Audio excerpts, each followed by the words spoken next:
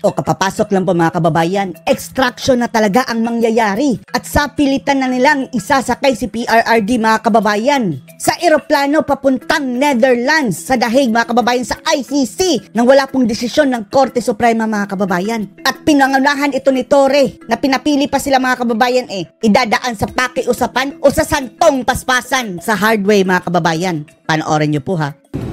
Our obligations under Obligation daw nila mga kababayan, sabi ni Turimao. Sir, ganito. Tingnan nyo ang post si Kitty Duterte mga kababayan. They are taking him on a plane by force without considering his health condition. Sagot ni Torre, we can do this the hard way. Ito na sinasabi ko, sir, na we can do this the hard way. The hard way. At hindi na po nakapasok si mga kababayan, si Hanilet dahil hinarang ng mga abuang. The way, sir, is for you to choose 3 people to accompany PR. Sila na ang batas mga kababayan. Ongoing ang petisyon sa Korte Suprema. Hindi nila ginalang. May bus dyan. And he's going to the plane. Okay, sir. The hard way.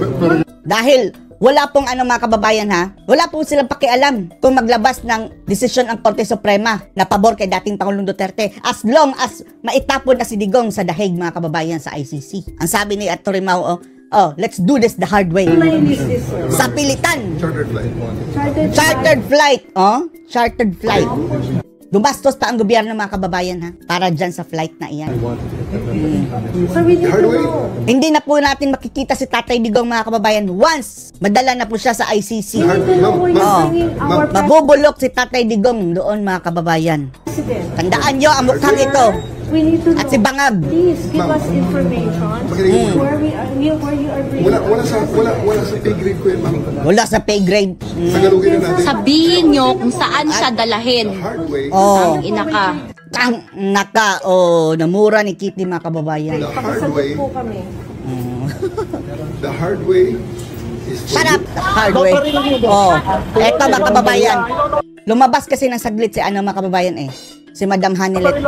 Hinarang, hindi na pinapasok. At update po daw mga kababayan, ngayon lang. Ayon sa vlogger na si Teo Moreno, dinala na nila si PRRD papuntang Netherlands.